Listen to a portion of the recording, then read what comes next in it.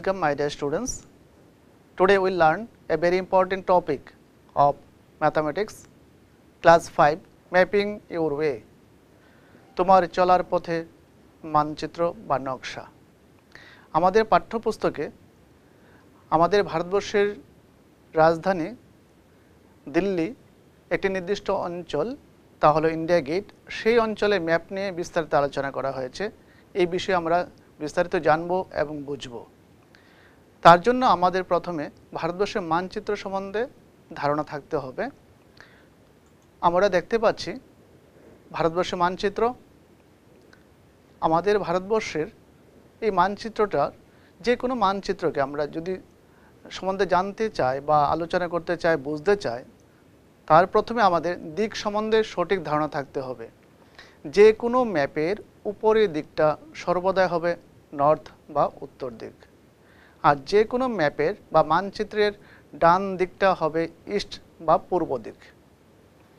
আমাদের ভারতবর্ষ যে একদম উপর দিকে রয়েছে, দেখো যে ছবিতে আমরা দেখতে পাচ্ছি, তাহলে জম্মু এবং কাশ্মীর, আর একদম নিচের প্রান্তে দক্ষিণ প্রান্তে রয়েছে হলুদ বর্ণের সে রাজ্য, তা হলো তামিলনাড়ু, আর সবুজ অংশটি হলো কেরালা।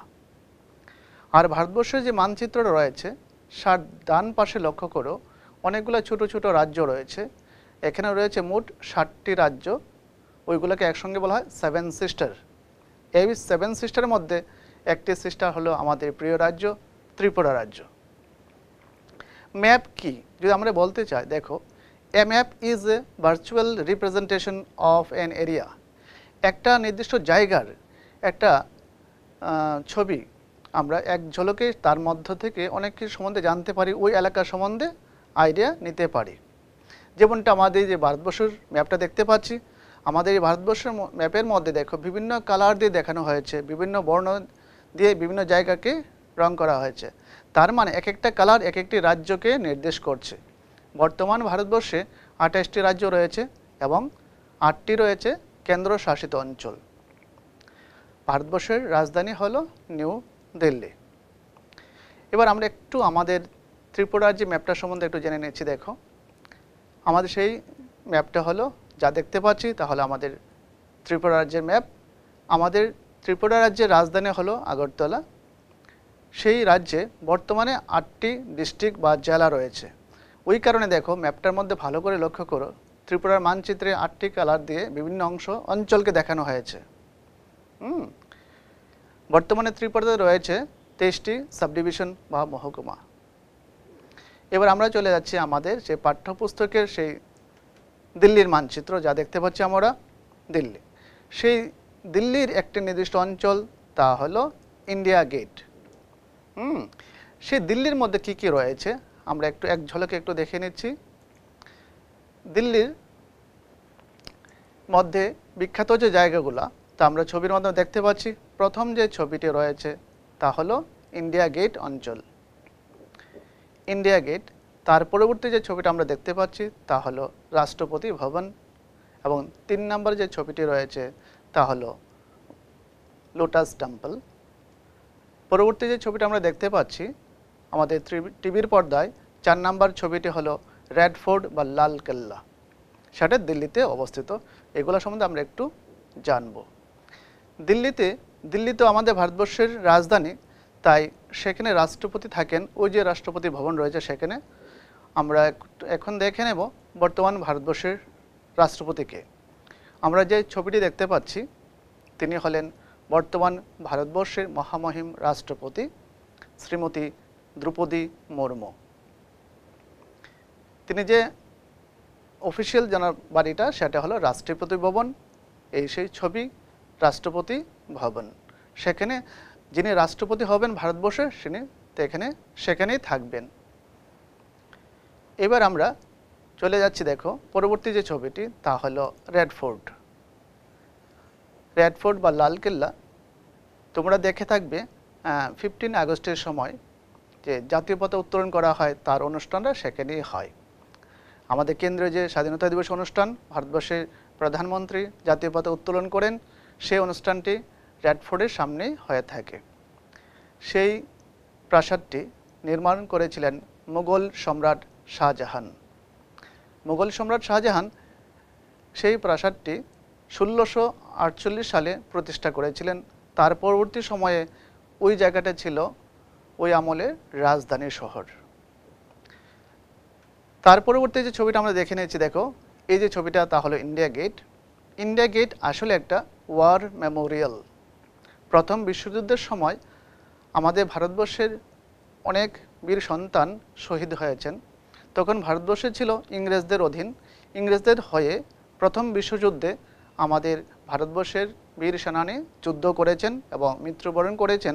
তাদের স্মৃতির উদ্দেশ্যে এই গেটটি নির্মাণ করা হয়েছিল, তাই এটা ওয়ার মেমোরিয়াল। এই গেটের আর্কিটেকচার হলেন এডউইন লুথেইন। সেই ইন্ডিয়া গেট প্রতিষ্ঠা হয়েছিল 10ই ফেব্রুয়ারি 1921 সালে। আমরা এবার ইন্ডিয়া গেটের যে ছবিটি দেখতে পাচ্ছি, দেখো সেই এলাকার ম্যাপ। মিডলে প্রথমে দেখতে পাচ্ছি ইন্ডিয়া গেট, তারপরে সোজা একটি রাস্তা রয়েছে, অনেক লম্বা এবং খুব সুন্দর একদম স্ট্রেট লাইন রয়েছে। দেখো সেই রাস্তাটা হলো রাজপথ, যার বর্তমান নাম হলো কর্তব্য পথ। আগে নাম ছিল রাজপথ। বর্তমান ভারতবর্ষের প্রধানমন্ত্রী নরেন্দ্র দামোদর দাস মোদিজি সেই জায়গাটার নতুন নামকরণ করেছেন, তা হলো কর্তব্য পথ। ইন্ডিয়া গেট থেকে সোজা রাস্তা ধরে তুমি যদি উত্তর দিকে এগিয়ে যাও, অনেক দূর এগিয়ে যাও সোজা উত্তর দিকে, তাহলে পেয়ে যাবে রাষ্ট্রপতি ভবন। আমাদের পাঠ্যপুস্তকে মেনলি ইন্ডিয়া গেটের পার্শ্ববর্তী অঞ্চলটা নিয়ে ম্যাপ আলোচনা করা হয়েছে। এবার আমরা শুধু ইন্ডিয়া গেটের অংশে যে ম্যাপটি রয়েছে সেটা আমরা দেখব। এবার আমরা দেখতে পাচ্ছি ইন্ডিয়া গেটের আশেপাশের ছোট্ট সেই অঞ্চলটাকে আমরা ফোকাস করেছি। দেখো মাঝখানে ইয়েলো কালার অংশে দাঁড়িয়ে আছে ইন্ডিয়া গেট। এবার ইন্ডিয়া গেটে দেখো দক্ষিণ প্রান্তে, কারণ আমরা জানি যে কোনো ম্যাপের উপরের দিকটা সবসময় উত্তর দিক, তাই নিচেরটা হবে দক্ষিণ দিক, আর ডান দিক হলো সর্বদাই পূর্ব দিক যে কোনো ম্যাপের, তাই বাঁ দিকটা হয়ে যাবে পশ্চিম দিক। ওই হিসাবে আমরা দক্ষিণ দিকে, দেখো ইন্ডিয়া গেট থেকে যদি তুমি সোজা দক্ষিণ দিকে যাও, তাহলে পেয়ে যাবে ন্যাশনাল স্টেডিয়াম, যেটা আমাদের এই ছবির মধ্যে দেখানো হয়েছে। একটি গোল একটি এবং পিঙ্ক কালার দিয়ে দেখানো হয়েছে। গোল যে আকৃতি তাকে কি বলা হয় তা আমরা জানব পরবর্তী স্লাইডে। এবার দেখো ইন্ডিয়া গেটের যে রাস্তাগুলো দেখানো হয়েছে, এখানে শুধু রাস্তাগুলোকে দেখানো হয়েছে, রাজপথগুলোকে দেখানো হয়েছে, বিভিন্ন যে রাস্তা তাকে দেখানো হয়েছে এবং রাস্তাগুলোর নামকরণ আছে। ইন্ডিয়া গেটকে কেন্দ্র করে সবগুলো রাস্তা। সামনে যে রাস্তা সোজাটা বলেছিলাম রাজপথ বা কর্তব্য পথ। ইন্ডিয়া গেট ঠিক সামনে আরেকটি পথ হলো মানসিং রোড। আবার এক পাশে রয়েছে নর্থ ইস্ট কর্নারে, দেখো ইন্ডিয়ার যে গেট রয়েছে তার নর্থ ইস্ট কর্নারে যে রাজপথ রয়েছে, একটা পথ রয়েছে, তার নামকরণ করা হয়েছে কস্তুরবা গান্ধী। তার অপোজিটে দেখো আরেকটি রাস্তা যার নামকরণ করা হয়েছে ডক্টর জাকির হোসেন রোড। এইভাবে রাস্তাগুলো নামকরণ করা হয়েছে এবং রাস্তাগুলো যে জয়েন হয়েছে, জয়েন হওয়ার ফলে একটা জ্যামিতিক চিত্র তৈরি হয়েছে। মেইন কথা হলো এখানে অনেকগুলো চিত্র আমরা দেখতে পাচ্ছি, আমাদের অঙ্কের জ্যামিতির চিত্র, সেগুলো নিয়ে আমরা এখন বিস্তারিত জানব। এখানে শুধু যে ম্যাপটা দেখতে পাচ্ছি শুধু রুটগুলোকে দেখানো হচ্ছে, রাস্তার ম্যাপ, অন্য কিছু নেই। কিন্তু এখানে প্রাকৃতিক যে সিনারিও রয়েছে বা উদ্ভিদ রয়েছে বা বিল্ডিং রয়েছে আর কিছু দেখানো হয়নি, শুধু এখানে রাজপথ বিভিন্ন পথগুলোকে দেখানো হয়েছে। এই যে ছবিটা, এখান থেকে আমরা অঙ্কের কী কী বিষয় জানতে পারি। দেখো ইন্ডিয়া গেটের চারিদিকে লক্ষ্য করে দেখো একটা 6টি বাহুবিশিষ্ট একটা চিত্র আমরা দেখতে পাচ্ছি। 6টি বাহুবিশিষ্ট চিত্রকে কি বলা হয়? তাকে বলা হয় ষড়ভুজ। তার সামনের দিকে দেখো 4টি বাহুবিশিষ্ট একটা জায়গা রয়েছে, 4টি বাহু যখন থাকে তাকে বলা হয় চতুর্ভুজ। এরকমটা বাঁদিকে রয়েছে 3টি বাহুবিশিষ্ট একটা অঞ্চল, সেই অঞ্চলটাকে বলা হয় ত্রিভুজ। তাহলে আমরা এই শেপগুলা, বিভিন্ন শেপ পাচ্ছি, ওই শেপগুলো নিয়ে আমরা একটু এখানে দেখে নেব। পরবর্তী স্লাইডে। এই যে ছবিটা তোমাদের সামনে ভেসে উঠেছে, এই ছবিগুলা আমরা দেখেছি কিন্তু আমাদের ইন্ডিয়া গেটের ম্যাপের আশেপাশে রয়েছে। ভালো করে দেখো, যেটা বলেছিলাম ইন্ডিয়া গেট থেকে দক্ষিণ দিকে যদি চলে যাও পেয়ে যাবে তুমি ন্যাশনাল স্টেডিয়াম, সেটাকে গোল চিহ্ন দেখানো হয়েছিল। এই গোল যে ছবিটা তার নাম কি? তাকে বলা হয় সার্কেল বা বৃত্ত। আর পরবর্তী যে দেখো ইয়েলো কালারে দেখানো হয়েছে ছবিটা, এরকমও একটা আমরা অঞ্চল দেখেছি যা ইন্ডিয়া গেটের সামনে ছিল, যেটা 4টি রাস্তা মিলিত হওয়ার পরে এরকম ছবি একটা জায়গা তৈরি হয়েছিল। এরকম আকৃতিকে আমরা বলবো চতুর্ভুজ বা কোয়াড্রিল্যাটারাল।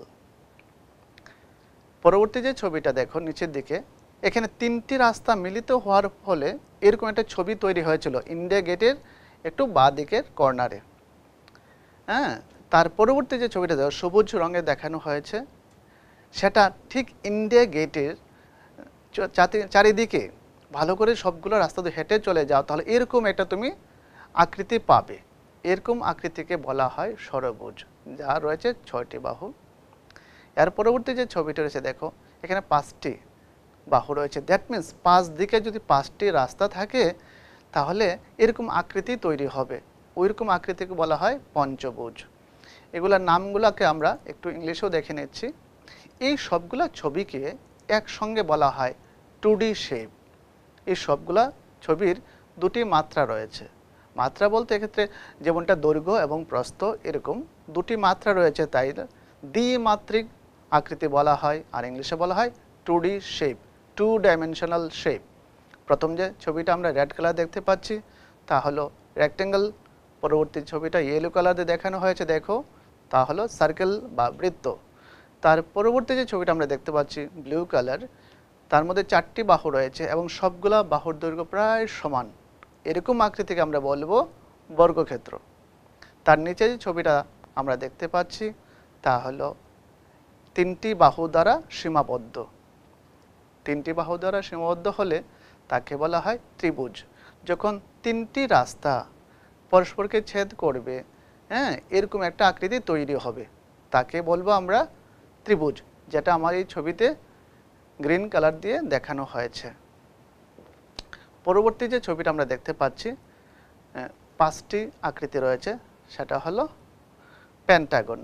5টি যদি বাহু থাকে তাকে বলা হয় পেন্টাগন, আর যার থাকবে 4টি বাহু তাকে বলা হয় চতুর্ভুজ বা কোয়াড্রিল্যাটারাল।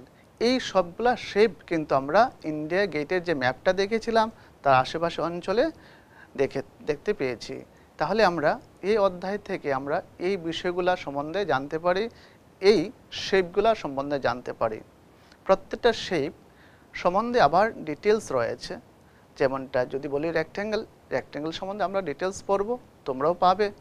পরবর্তী স্লাইডে আমরা একটু পড়ার চেষ্টা করব এবং পরবর্তী ক্লাসে তোমরা এগুলো ডিটেলস পেয়ে যাবে। যেমনটা সার্কেল রয়েছে, সার্কেল সম্বন্ধেও বিস্তারিত রয়েছে। তাহলে এই অধ্যায়ের ইন্ডিয়া গেটের ম্যাপটাকে পর্যবেক্ষণ করে স্টাডি করে আমরা কী শিখতে পারলাম? জ্যামিতির বিভিন্ন আকৃতি সম্বন্ধে জানতে পারলাম, তা হলো 2D শেপ।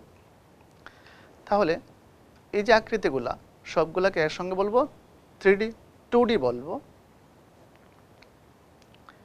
এই সবগুলো আকৃতিকে একসঙ্গে বলা হয় 2D শেপ।